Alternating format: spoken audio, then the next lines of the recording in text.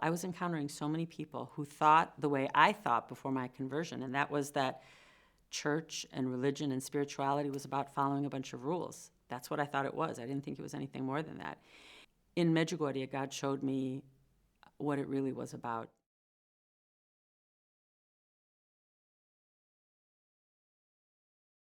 I was actually born in a village about 2 miles from Medjugorje. But when I was 2 years old, my family left communist Yugoslavia and moved to the United States, moved to Chicago. And I've basically lived in Chicago all my life since then, but grew up in a Croatian community in Chicago. So we had a great home life, but in school was a different story. I was the victim of a lot of bullying. A lot of the kids in school, for whatever reason, I became the kid that they all picked on. And that experience of being bullied left me really angry, in a lot of pain, and with just profound sadness in my heart, because I didn't really understand what was happening. I didn't understand why I was being picked on. I didn't understand what was wrong with me, that the other kids were making fun of me. And I hid that all. I had this sort of childlike way of thinking that something really must be wrong with me, and I didn't want my family to find that out. So I just kept that all in my own heart and didn't really talk about it. But what that did was it created this desire to find connection with people. And the way that I tried to find connection with people in those age was through a lot of destructive things. I was thinking if I do some of the things that I heard some of the other kids were doing, maybe they would accept me, maybe they would be friends with me, maybe they would like me. And so I started down this destructive path in life. And that experience of being bullied, it left me really confused about, on the one hand, I was hearing about this supposedly loving God in church, but on the other hand, I had these questions like, if you're really a loving God, why would you allow a kid like me to go through what I went through? And so I came to the conclusion in, my wisdom as a 8th grader or whatever, I came to the conclusion that there must actually be no God. I thought, well, it's probably a fairy tale that parents tell to their children to help them go to sleep at night. So by the time I was 14, 15 years old, I was this angry teenager. Every other word out of my mouth was a swear word, heading down the wrong path in life, not believing in God.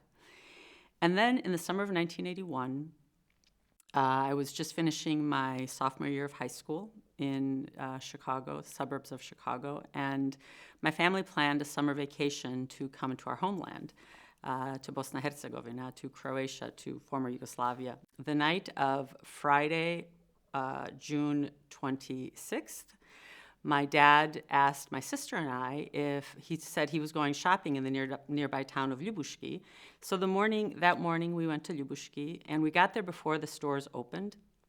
So we were kind of walking around town just looking at, he was pointing out to us, this is where I used to do this as a kid, and this is, it was kind of like a walk down memory lane for my dad with his 2 oldest daughters. And as we were walking in the town, my dad ran into a cousin of his that he had not seen in like 15 years or something. And so my dad invited the cousin to coffee.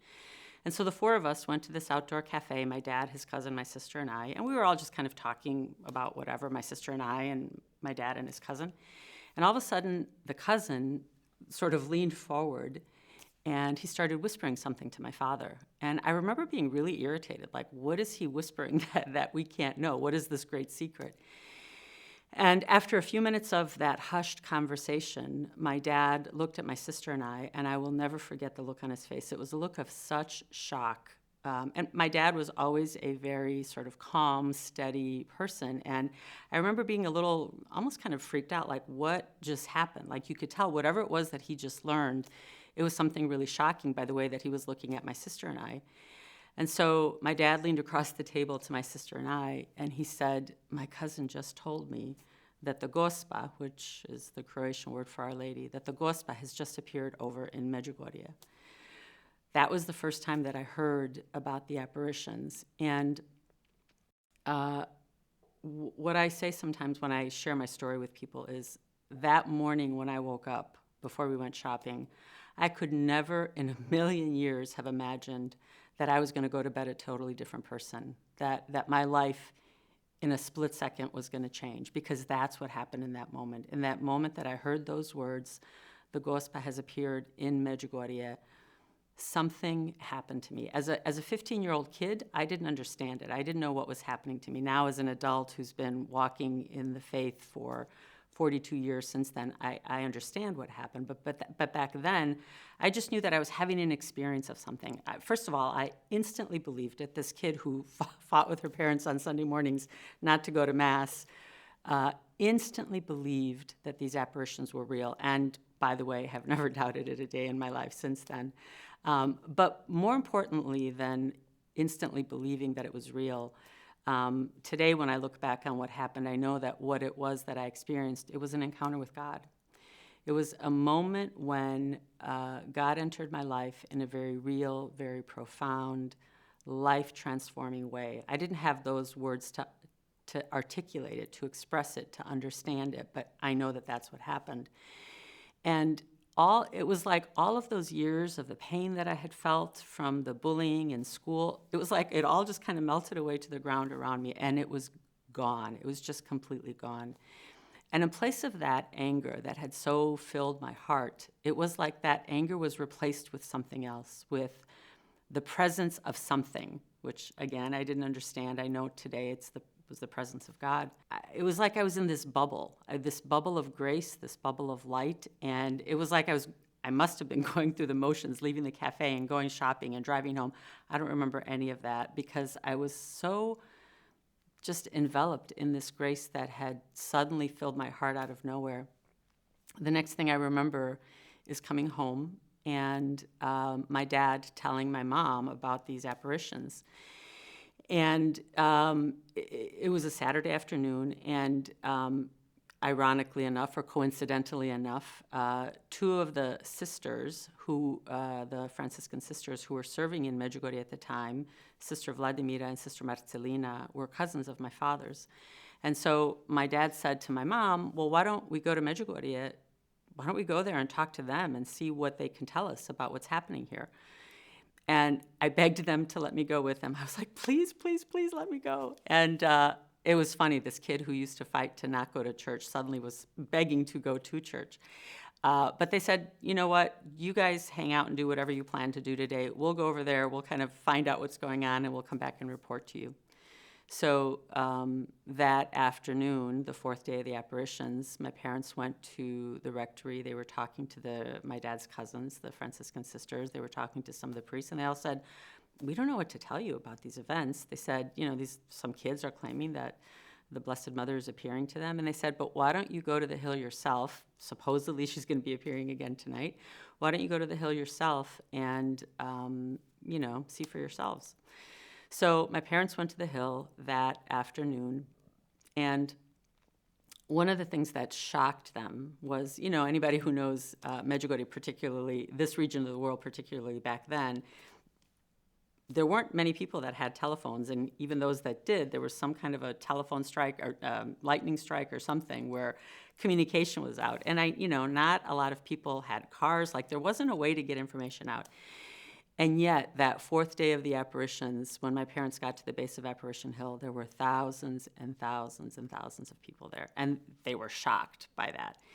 And they happened to be right behind one of the visionaries. Somebody pointed her out, and they said, oh, look, that's the visionary Maria. And so they were all kind of standing around, not sure, my mom and dad not sure what was going to happen. And all of a sudden, in one moment, Maria started screaming, eno je, which in Croatian means there she is, there she is. And she started running up that hill. And my parents reported that when nobody could keep up with her. When she ran up that hill, it looked like she was literally flying. And I remember my mom saying, it looked like something, something out of the movies or something, because it just didn't look like it was possible for her to get up the hill the way that she did. Shortly after my parents came that first time, we actually we were going to visit family in another part of the country, and I don't remember how long we were gone, a couple of days. When we came back, my first order of business was, I have to go to Medjugorje. We all piled into our car, my mom and dad and the 5 brothers and sisters, we all piled into our car, and we drove to Medjugorje. And the closer we got to Medjugorje, I remember this so distinctly, my heart was pounding with excitement. I couldn't wait to get here. And I just had the sense that I was going to experience something. I didn't know what, but I just felt like something was going to happen. And So when we got to Medjugorje, I remember getting out of the car and telling them, okay, see you guys later. Like, I just felt like I needed to be off by myself. And so I took off. And I remember so well walking up the stairs of the church, and the doors of the church were open, and thousands of people everywhere. The church was packed, and people everywhere. And I remember walking up the stairs of the church and standing kind of, right in front of the doors. I didn't go in yet. And they were singing a song, and it was a song that I knew. It was a Croatian song that we sang in our Croatian church at home. But as we were singing that song, I started crying. And I didn't understand why. Now, as an adult looking back on it, I understand. My heart was so transformed. My heart was hearing that song in a way that my heart had never heard that song before. My ears heard this song. But this time my heart was hearing this song, and it just flooded my heart with emotion. And I remember walking into the church again, just wall-to-wall people, no place to sit. But I found a place, I remember exactly where it was, in the middle aisle towards the back of the church. I kind of leaned against the side of a pew, and I slid down, and I sat on the floor during Mass.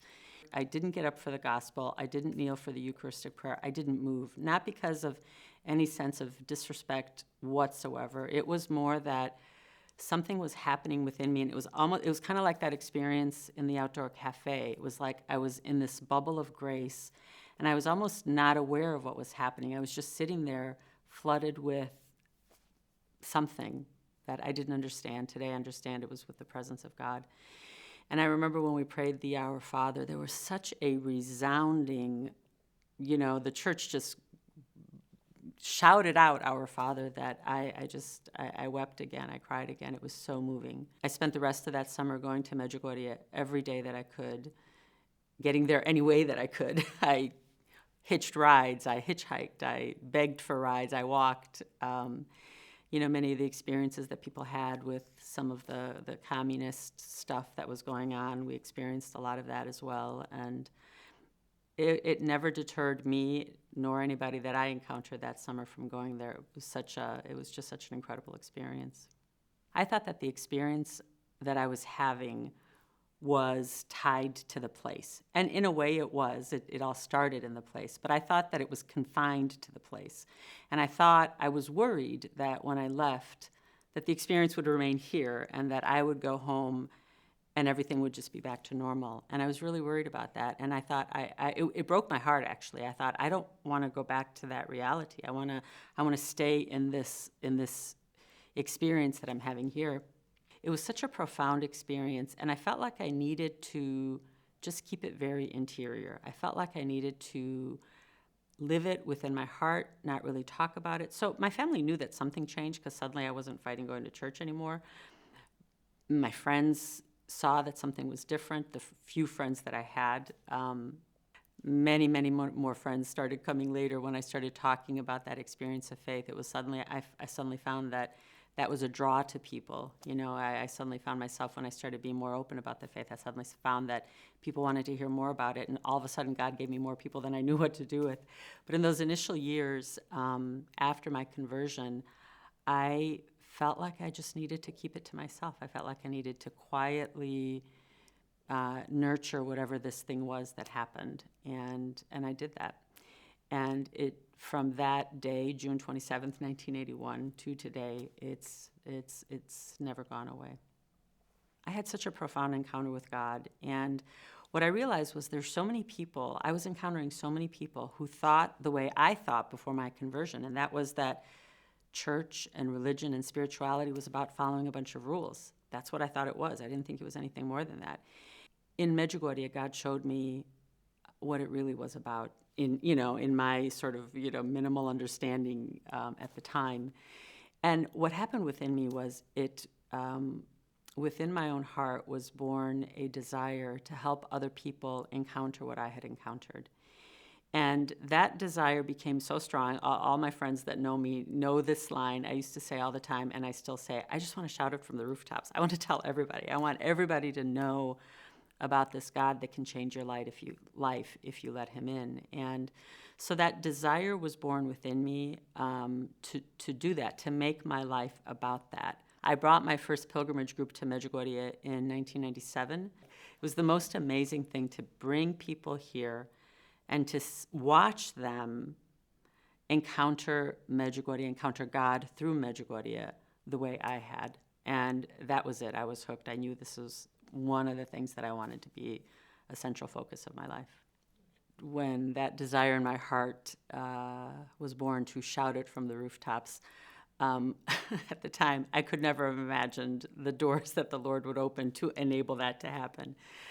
In September of 2022, I got a phone call from a producer in Hollywood saying that there was a plan in the works to make a major motion picture about Medjugorje. And when I saw the beauty of her own faith, she's a faithful Catholic who actually was the executive producer of the movie Fatima that is available on Netflix now. And when I heard the story of how the project was born, I was intrigued. And so she called me about this movie, and she asked me to be a consultant on it. She had been working very closely with one of the most prolific producers in Hollywood, a man named Lucas Foster, some of whose films are Ford versus Ferrari, which was nominated for several Academy Awards, Mr. and Mrs. Smith with Brad Pitt and Angelina Jolie, Crimson Tide with Denzel Washington. She'd been working with him on several projects, and she was hoping that he would get involved in this project, which he then later did. So now this movie has become a Lucas Foster production. The first thing she said was, first of all, she wanted to go to Medjugorje ASAP, which then 3 weeks later we were here. But she said, there will be no movie if we don't have the support of the church authorities in Medjugorje. We will not do this if they don't, we want to present the project to them, tell them what our vision is. If they say we're not interested in something like that, she said, then we're not making this movie. The desire for this movie is to show what Our Lady is actually doing here in the hearts of people. What happens in the hearts of people when they come here? What are the fruits of this place? And I love that, because I'm a fruit of this place. As somebody who's been bringing pilgrims here, I've seen fruits in their lives, and those fruits are transformative, and that's the heart of what happens here.